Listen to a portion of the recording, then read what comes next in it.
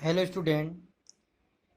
Online teaching के माध्यम से हमारा मैथ्स में जो हमारी ट्रिग्नोमेट्री चल रही थी उस वो अब समाप्ति की ओर है।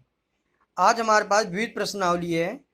इस अध्याय में अर्थात इस प्रश्नावली में जो ये अध्याय की लास्ट प्रश्नावली है, इस पे हम अभी तक जितने भी हमने प्रश्नों के प्रकार कर रखे हैं उनका सभी प्रकार के प्रश्नों का इसमें समायोजन होगा, अर्थात सभी प्रकार के प्रश्न हमको इसमें मिलेंगे।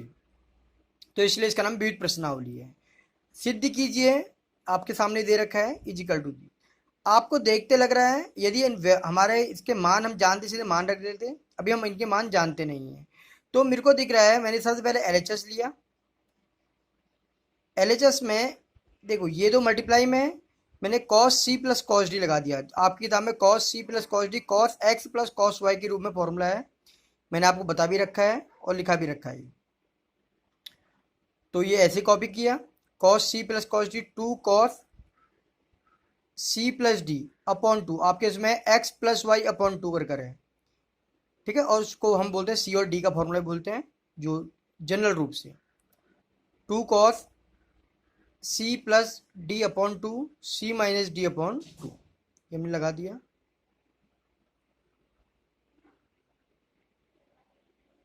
फाइव त्रिजा 8 और एलसीएम 13 आया, 13 लिख दिया और इंटू 8 तो 13 तक कहाँ जाएगा, नीचे आ जाएगा, नीचे आ गया। ऐसे यहाँ भी है माइनस 2 पाई, ये 13 एलसीएम आया, ये नीचे आ गया। अब 2 से 8 को काटेंगे और इस 2 से इस 2 को काटेंगे। देखो इसको कॉपी किया ऐसे ही, 2 कॉस 4 टाइम काट दिया और ये पाई बाई पाई अपॉन 13।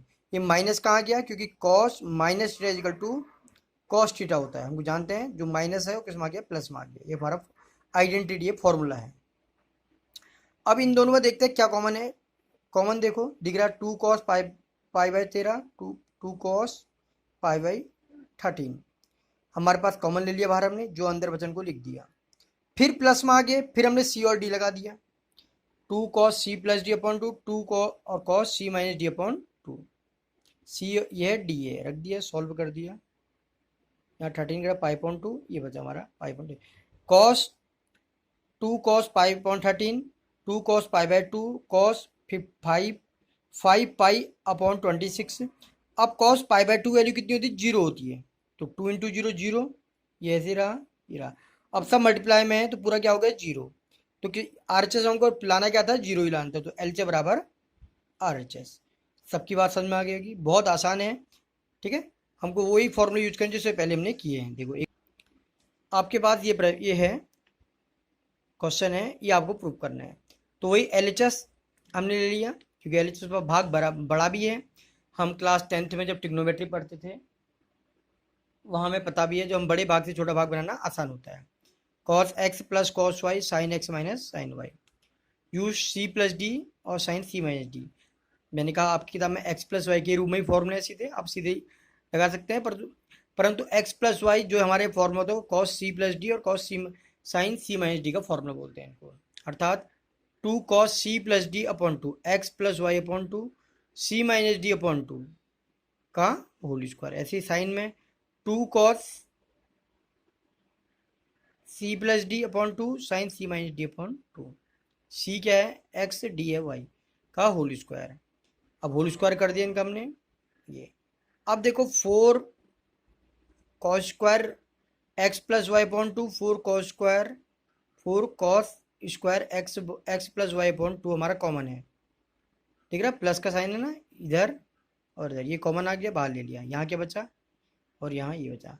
अब हमको पता है sine square X plus cos square x बराबर कितना होता है, 1 होता है। तो यहाँ एक्स का काम कौन कर रहा है, x minus y upon two, x minus y upon two. तो इसकी वैल्यू भी कितनी होगी, 1। इसको ऐसे उतार लिया, फिर इसको 1 से मल्टीप्लाई किया तो ये आ गया। तो एलएचएस किसके बराबर आ गया, आरएचएस के। ये हमारा प्रूव हो गया। आगे बात समझ सबकी सभी के। हमको सारे प्रश्न ऐसे ही कर रहे हैं जो इस तरह के हैं। तो कुछ की हिंट आपको मैं दे रहा हूँ। यहाँ कॉस सी माइनस डी लगा देंगे, सभी को होता है कॉस सी माइनस डी में दोनों साइन क्या आता है, 2 sine x plus Y upon two और sine d minus c upon two, या -2 sine c plus D upon two और साइन सी माइनस डी अपॉन टू, और अर्थात में cos x minus y c minus D का, इसमें साइन सी minus D का, जैसे ही किया देखो सेम उसी तरह ही हो जाएगा। अब यहाँ पहले साइन सी प्लस डी और यहाँ कॉस सी माइनस डी लगा देंगे, उसके बाद जो कॉमन आएगा कॉमन ले लेंगे, सीधे हमारा आंसर आ जाएगा। तो सभी स्टूडेंट क्वेश्चन नंबर 4 तक कंप्लीट करें, और इससे पहले प्रश्नावली के भी यदि कोई प्रश्न नहीं आते हैं वो पूछ सकते हैं। तो इसलिए आज की वीडियो में केवल मैं क्वेश्चन नंबर 4 तक ही दे रहा हूँ, ठीक है, जिससे अगर कोई पिछले एक्सरसाइज पे कोई प्रश्न रहे हैं तो पूछ सकते हैं आप। वंदे मातरम, जय मां भारती।